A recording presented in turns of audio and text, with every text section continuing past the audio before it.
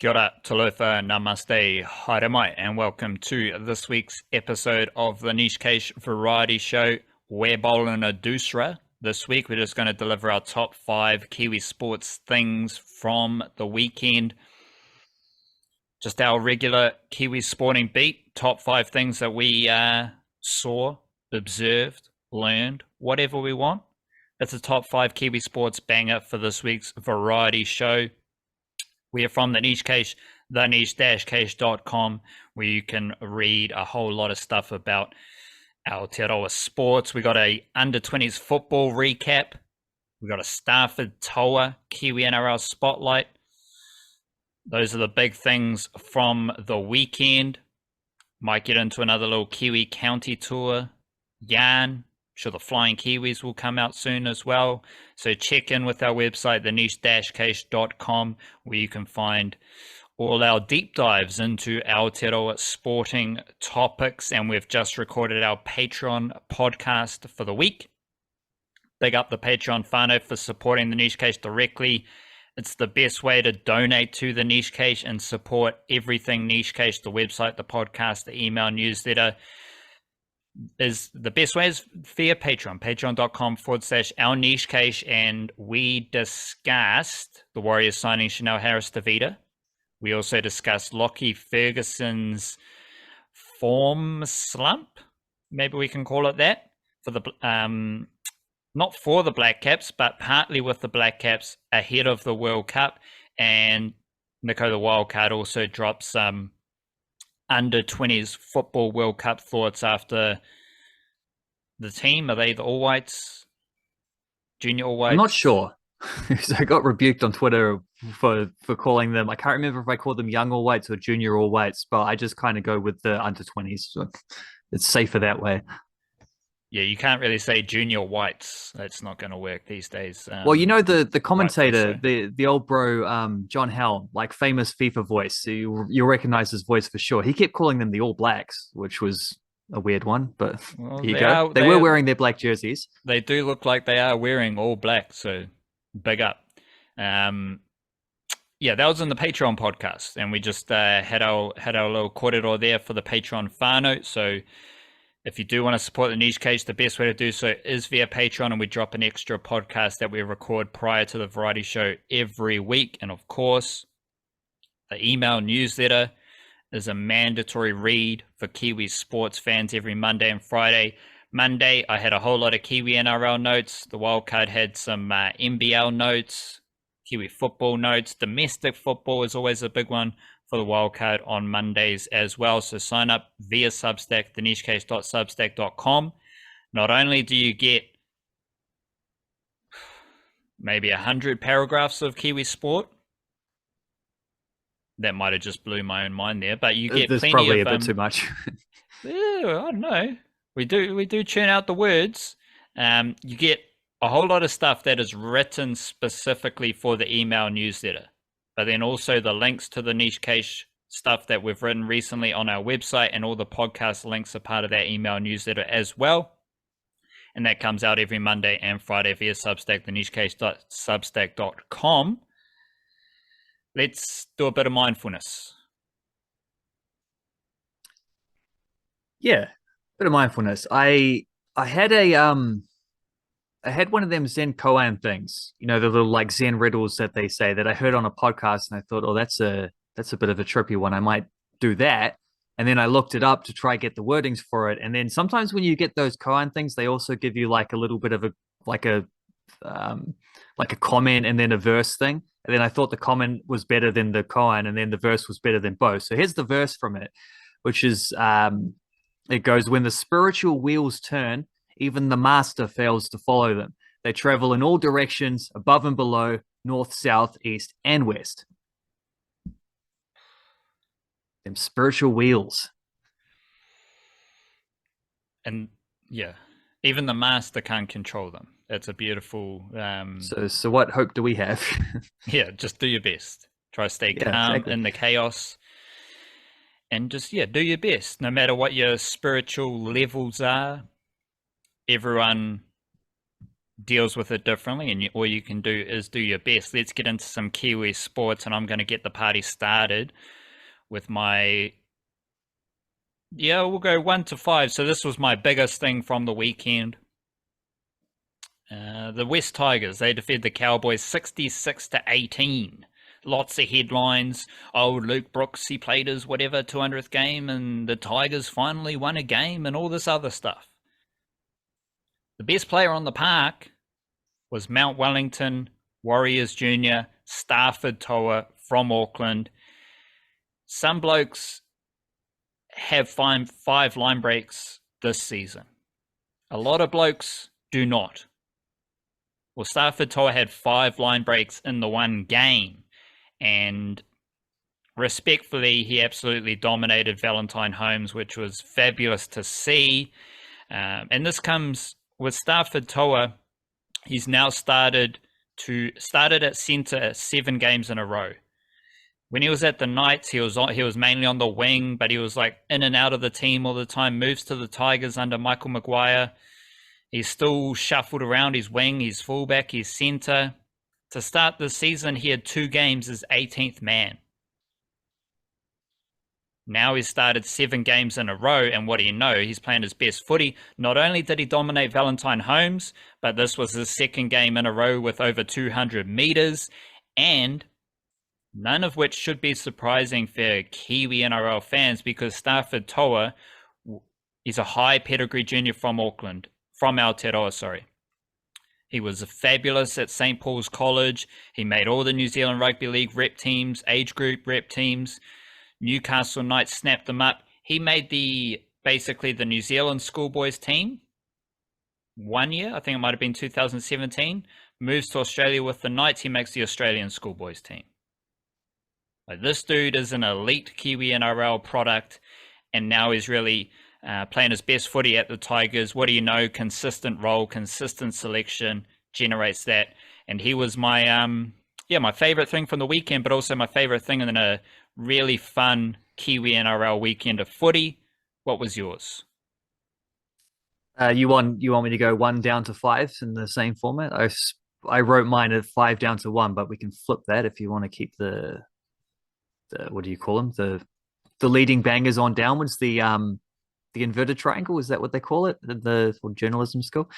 Which, number 1 for me was definitely a little bit of under 20s football. They got off to a winning start at their World Cup. They were playing Guatamala. Norm Garbutt, younger brother of Matthew Garbutt, always attacker. Norm Garbutt, also an attacking player, comes off the bench, scores the winner.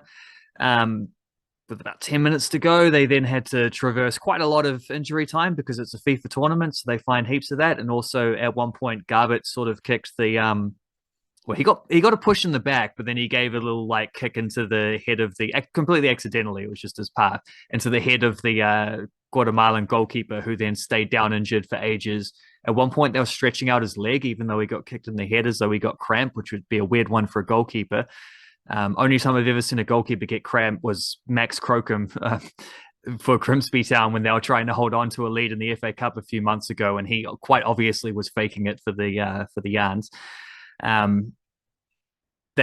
Lots of stoppage time. They guided it through perfectly. No real dramas. They're strong at the back the whole way through. An All Wellington Phoenix back 3 of Isaac Hughes, Finn Sermon, Lucas Kelly-Heald. They were really good. Case Sims in goal, flawless. Like, just looked comfortable with everything he had to do. That was great. I thought Finn Conchi in midfield was the best player on the park, and he set up the winning goal. Ollie Kalotti worked hard up front. You had Jay Herbin and Noah Karuna-Ratner. Isolated a little bit, or not so much isolated. Kalotti was the isolated one. I'd say Karuna-Ratner and Herdman, the 2 playmakers in the team, kind of just didn't really get the room to do what they wanted to do. They couldn't quite find the link ups, but you could see some silky touches from both of them. It's just a good, strong performance from them. Interesting that they started in a sort of 5-3-2 formation. Probably was supposed to be more of a 3-5-2 formation, but the wingbacks were a bit conservative, stayed back a bit too much. I think Baisley sort of hinted that he wanted them to push forward a bit more in the second half. But when he did go to his bench after 67 minutes, so three-quarters of the way through the game, brings on Garbutt, brings on Wallace, takes off a wingback and takes off a attacker, switches formation from 5-3-2, which was often 5-4-1 because Karuna Ratner was dropping in and working alongside Herdman quite a lot there. Switch to a 4-2-3-1 kind of shape. So you got an extra guy in attack, and it made a big difference. Like during that 20 odd minutes that they played that shape, they were able to create chances. They were able to score the goal that they did. They then, after going 1-0 up and after the long break and Guatamala trying to go for an equalizer, they then brought on Ian Raj, Eastern Suburbs defender. So they went back to a back three to finish the game. So we reverted to how they started. But, they got through that relatively unscathed, and a clean sheet victory. Opening game of an under-20 World Cup is a fantastic result, no matter how you get to it. Anytime an Aotearoa team wins at a FIFA tournament, full stop, under any circumstances, it's a great result. And we should never, ever get used to that because they're rare, they're difficult to come by. And this sets them up beautifully because they play again on Wednesday morning against Uzbekistan, which is going to be a really funky one for the Garbutt family in particular.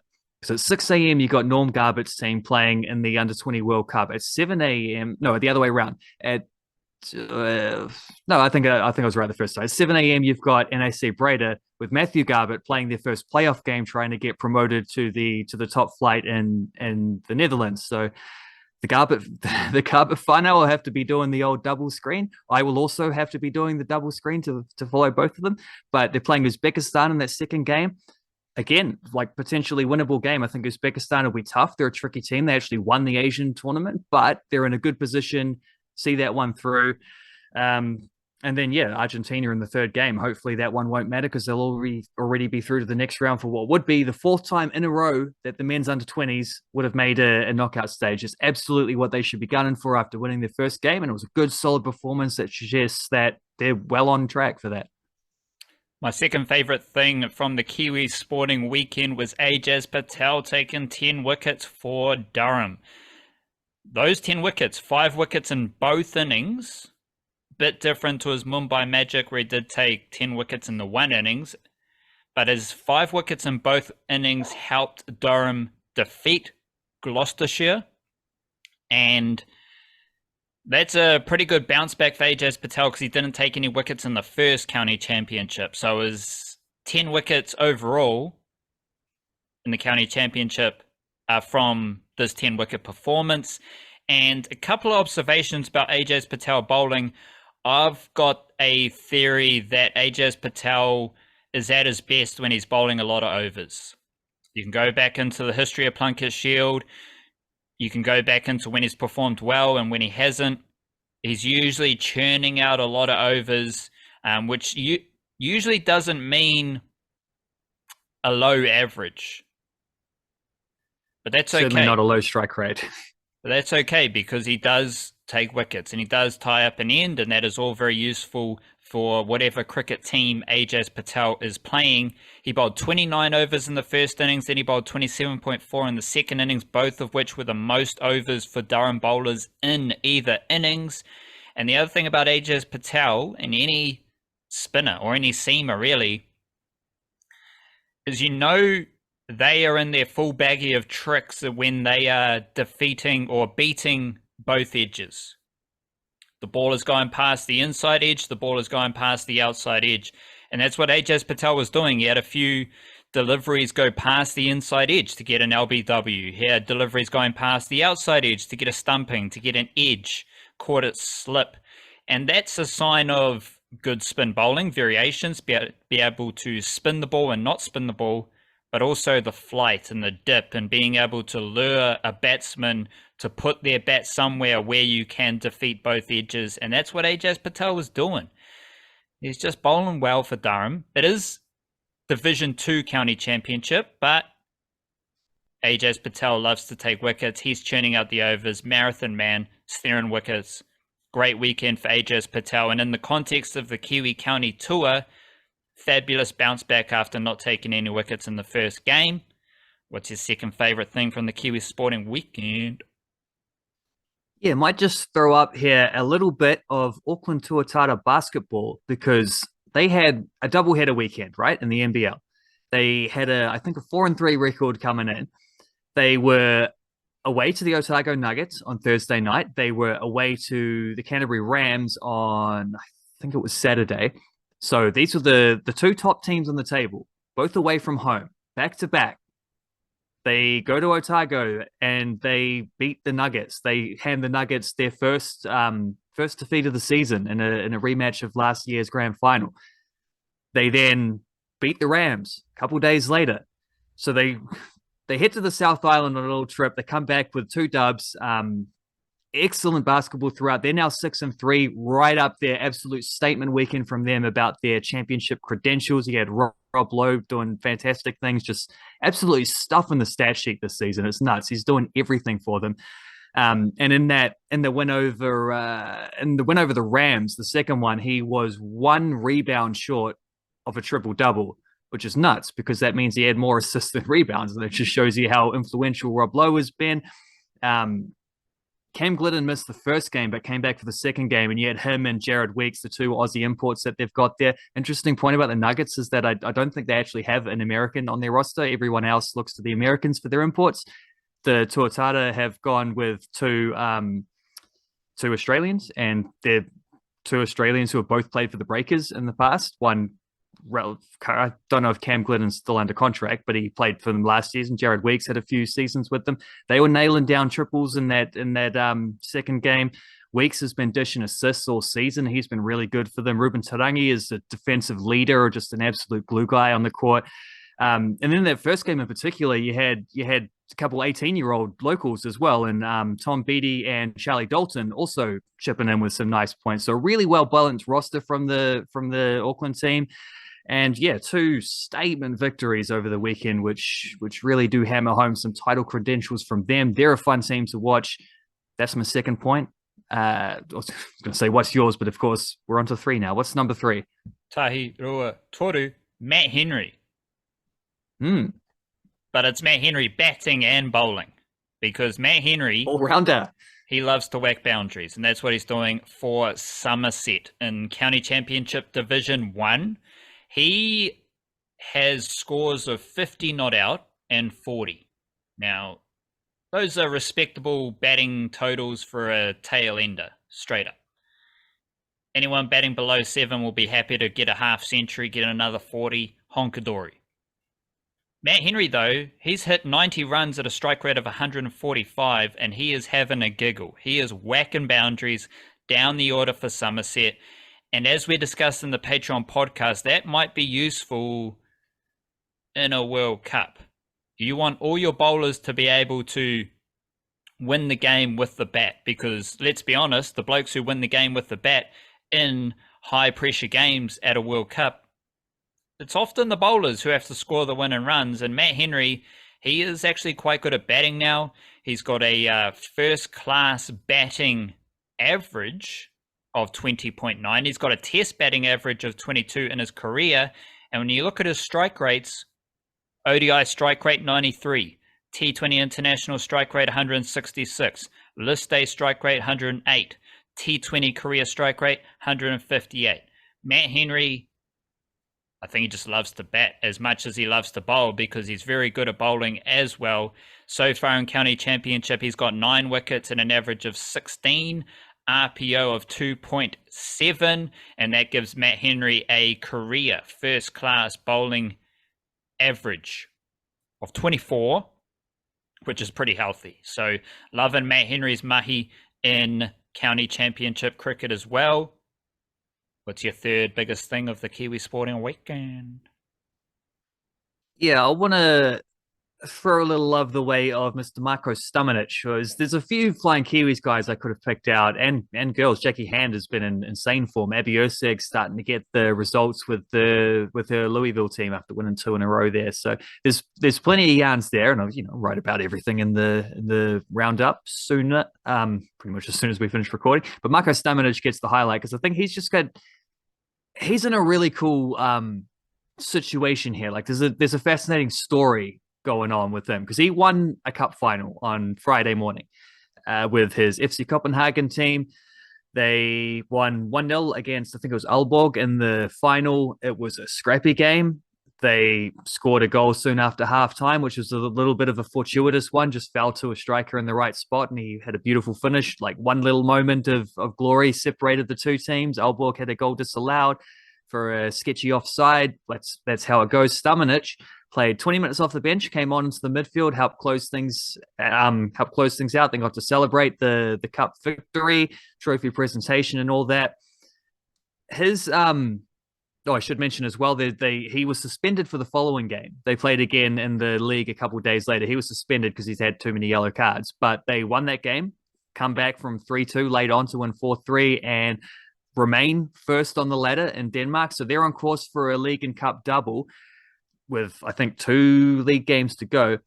But the real story is about Marko Stamenic's just his mentality and his professionalism throughout this whole thing. Because if you look at the way his season has progressed, he'd played 1 game for this first team at Copenhagen in the 2 years prior. He spent last year out on loan getting ready, comes back, wins a spot in the squad in preseason with some strong performances. He then, like a couple of sneaky injuries, help him boost into that starting 11 for a little while, which was really timely because it was right around the time that they were playing Champions League group stages. Breaks a 15-year drought of not having a Kiwi male play in the Champions League. He ends that. Most notably would have been the 0-0 draw they had against Manchester City in their home game against them. Of course, Manchester City just absolutely blitzed Real Madrid and through to the final, and looking the best team in Europe by a mile at the moment. Well, Marko Stamenic was part of a 0-0 draw, a clean sheet against them. Then he had a sneaky little injury, and there were a couple other options coming through, and a bit of rotation leading into the winter break. The winter break is about a month and a half, and since then, he basically had like 6 months where he played like maybe 3 times off the bench. He was barely being used because during the winter break, he announced that he would not be signing a new contract. He'd be leaving at the end of the season, signing with Serbian champions Red Star Belgrade, which is a cool story in and of itself. But Belgrade tried to, or Red Star, they tried to sign him permanently. They offered a little fee. Copenhagen were like, nah, pay more. They're like, well, he's a free transfer in 6 months, so we'll just wait it out then. So he stays at a club that he's already announced that he's going to be leaving. They stop playing him. Other guys get games ahead of him. He has to sit on the bench. He's unused sub. He doesn't even make the squad some weeks. He's sort of like he's just basically in stay ready mode. The reason you go in stay ready mode and keep ready is because like there's going to come a point when suddenly they're short on options and they need someone else, and you're fit, you're ready. They played a game against Bromby, against Joe Bell's team, although Joe Bell is out of favor at the moment for them, which is a bit of a bummer. But they'd lost to this team a couple weeks earlier as Bromby switched to a back 3, which is actually part of why Bell fell out of favor, is because they went one less midfielder in their formation. They needed an extra defender in order to match the back 3, which is how they wanted to do it. Well, they didn't have an extra defender. What they did have, though, was Marko Stamenic, who's been working hard in training. Well, let's give him a go. He plays 90 minutes at the back, centre back, not his normal position. He's fantastic. They win that game. He then spins that off into getting 20 minutes in the midfield in the cup game, the following one. It's just it's a really cool story there, because like, let alone the fact he had to come into a big game like that out of position, having hardly played. He's had to keep himself ready the whole time. He's 20 years old, so it's not like he's a professional dude who's been around long enough to know the ebbs and flows of this. He just, for months on end, he had to sit there being a bit part player on the edge of the squad. And then when they absolutely needed him, he stepped up. He helped them win a massive game on course to defending their league title. He helped them close out a cup final. It's just, it's a beautiful representation of Marko Stamenic as the quality of football that he is, but also the quality of professional that he is, to be ready to go after such a long stint on the peripheries as he was. Brilliant stuff from him. That's my number 3. Moving on. That is also Aotearoa sport at its finest. Absolutely, for sure. A lot of Aotearoa athletes, especially young athletes, they'll do the same thing as Marko Stamenic. So big up the Aotearoa sporting mana. And he was celebrating as passionately as anyone as well, which says a lot too for a dude who's leaving. Yeah. Yeah, especially when you look at sports around the world, you won't see that happening. I have been tracking the Aotearoa Rugby League team, which I think might be an under-19 team, but they have been playing in the Women's National Championship in Australia, which brings together a whole bunch of different teams. You got the Defence Force, you got New South Wales City, New South Wales Country, South Australia, First Nations, and so on. And then you've got the Aotearoa team. They had 2 losses and 2 wins, I believe, which was pretty solid. And they also had Tamara Ruaporo named in the tournament team at halfback, which, if you don't know how tournaments work and how tournament teams work and so on, that means Tamara Ruaporo was the best halfback in the tournament, which is pretty impressive for her. She was obviously the halfback for the Aotearoa team. She is, I think she is from Tawa, so you've got the Tawa sporting connection. Best cricketers in the world come from Tawa. Up-and-coming halfback for rugby league, she comes from Tawa. I think she played rugby for Northern United, and she was part of the Wellington Pride Farah Palmer Cup squad, which is pretty impressive. Although we go a neck level with Alexis Tauaneai, who is signed to the Dragons NRLW team, and she was starting prop in the tournament team. She was representing New South Wales City because she has already moved to Sydney to pursue her rugby league career, which then earned her a contract with the Dragons for this NRLW season coming up. And she was named player of the tournament. Where's she from? She's from Wainuiomata in Wellington, and she was also part of the Wellington Pride Farah Palmer Cup squad. So the Aotearoa team, that's cool. That's awesome to see young wahine playing rugby league and developing that rugby league pipeline for women's rugby league from Aotearoa. That's fantastic. But as I track a lot of the NRLW signings, a lot of them are coming from rugby union in Aotearoa. We've had Sevens players, we've had Super Rugby Aupiki players now move into NRLW. And if you're one of these old school Kiwis, you're like, oh my God, the threat of rugby league, the threat of the NRLW. Here at the Niche Case, we're like, vamos, let's go. We love it. And we've got the 2 blessed wahine from Aotearoa in this tournament. The only 2 wahine from Aotearoa named in the tournament team. They are from Wellington. And they are from Wellington Pride Farah Palmer Cup. That tells you all you need to know about the NRLW wave that has taken over New Zealand Rugby League and what's possible. Obviously, Tamara Ruaporo doesn't have an NRLW contract, but if she continues her development, there's only going to be more contracts on offer. NRLW is expanding. And now we move into NRLW footy, where I will be tracking Alexis Tauaneai and other players like Cortez Tapo, the McGregor sisters. There's a lot of Kiwi wahine in that Dragons team as well. Big up the women's rugby league scene in Aotearoa.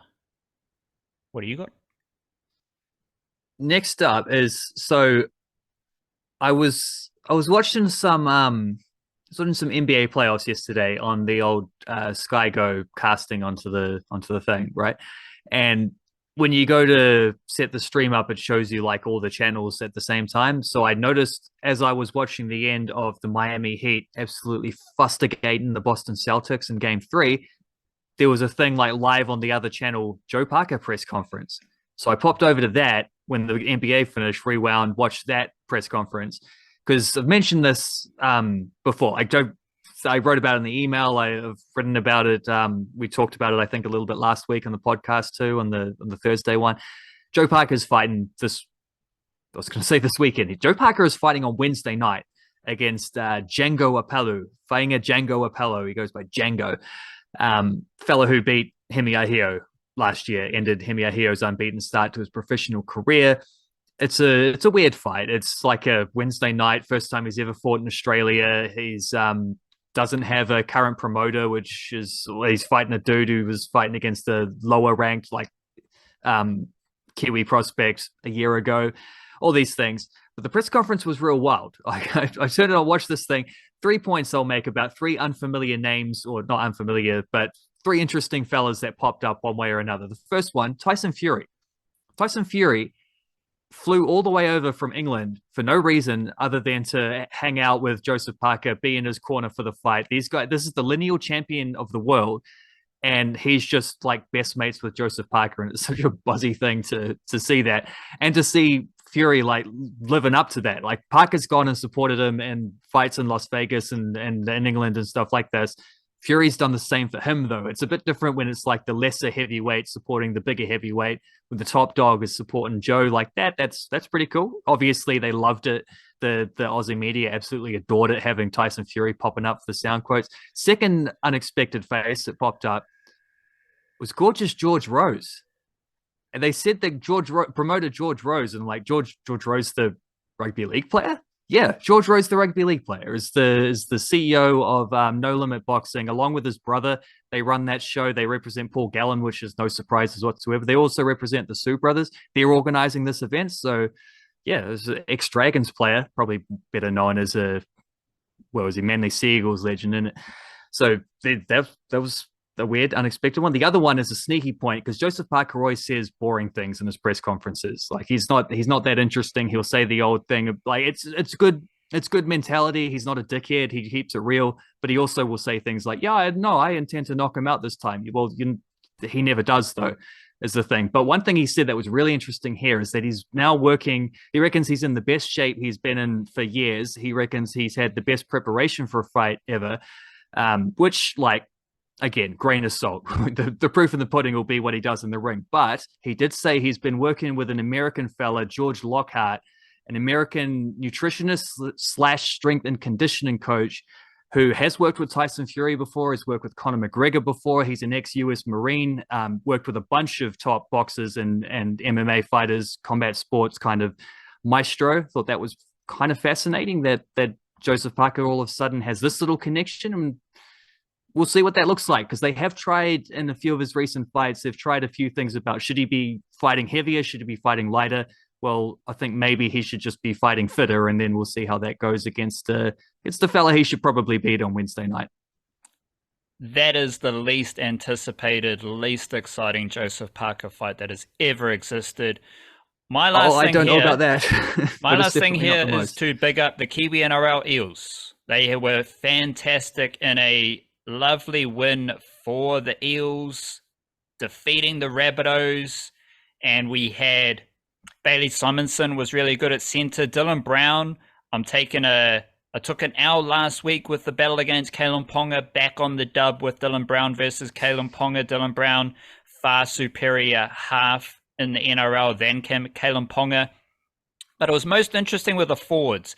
Wiremu Greig, 50 minutes, 201 metres, 19 runs, 10.5 metres per run. Most minutes for Wiremu Greig, Offa Hiki Ogden and Makahisi Makatoa. Most minutes for them all season. They all averaged over 10 metres per run.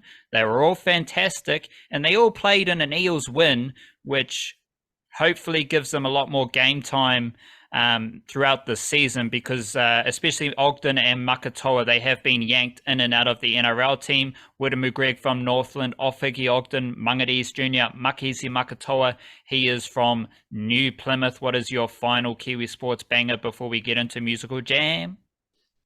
Final Kiwi sports banger is stepping on your NRL beat toes just a little bit here, but I wanted to highlight my own personal favourite Kiwi NRL performance from the weekend, Mr. Ben Murdoch-Masila, who was named on the bench for the Dragons, but with the interim coach, a lot of things were switched up. He ended up starting, played all 80 minutes on the left edge. One of the few players who had their roles boosted by the change in coach. 30 tackles, missed 3, 95 run meters, 2 errors, 1 penalty conceded. Nothing special whatsoever, but mostly I just wanted to mention the only Kiwi NRL performance so that I could at least squeeze in a bit of the old Dragons last minute victory. Masila was there. Murdoch-Masila was there. He was hunting for that. He was hunting for that Tyrell Sloan kick to the side. He was probably two guys back if the ball had bounced differently. But yeah, one of the first celebrating. I just had to. My favorite moment of the weekend was watching the Dragons all of a sudden win a freaky one, and I had to find a Kiwi connection to bring it up on the podcast. So shout out to Ben Murdoch-Masila. Maybe getting a slightly bigger role moving forward with the Dragons. He deserves it too. He's been good. Otahuhu Junior, Ben Murdoch-Masila. There was a try in jersey flag for T. Umuariki Hiramia Tukere from Turanga Waiwai. He was playing SG ball for the Dragons. Now he's played centre and wing for the Dragons in jersey flag, so big up him. Got a clip of his try with Matua Robinson and Montel Lasala as well on our Twitter and Instagram as far as musical jam goes. Got a couple of Kiwi jams for you. Probably one of my favorite Kiwi artists is Fable, and he's got a new song called Popstar in Mannix. Anyone from South Auckland knows the Popstar and Mannix vibe. That is an absolute jam, and Fable has a lot of absolute jams that you can check in with. Also, shout out to Nico Grace. She's got a new song, Toku Tuakiri, which is a very soulful kind of waiata jam as well. What are your musical jam selections for this week? Well, I tried to make a bit of an effort late last week to catch up on a few albums that I had missed from around the trap. So there's a Cara Jackson album called Why Does the Earth Give Us People to Love, which is pretty cool, folksy type thing. There's a more of a indie garage kind of rock group, the Tubs, a band called Dead Meat. There's a country singer called Zach Bryan. Those are things I've been trying to catch up on. And then also from the Kiwis' perspective, that Circling Sun album Spirits has been released. That's one the sort of the talked about it a couple of weeks ago. It's like a spiritual jazz collective. It's very what did I say? Very like Alice Coltrane, very John Coltrane perhaps as well.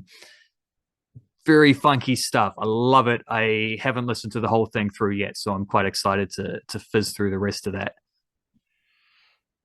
There we go, the Variety Show. We'll be back for a hefty niche cast on Thursday, previewing and touching base. That under-20s game is on Wednesday morning, so we'll have under-20s Kōrero on the niche cast on Thursday as well.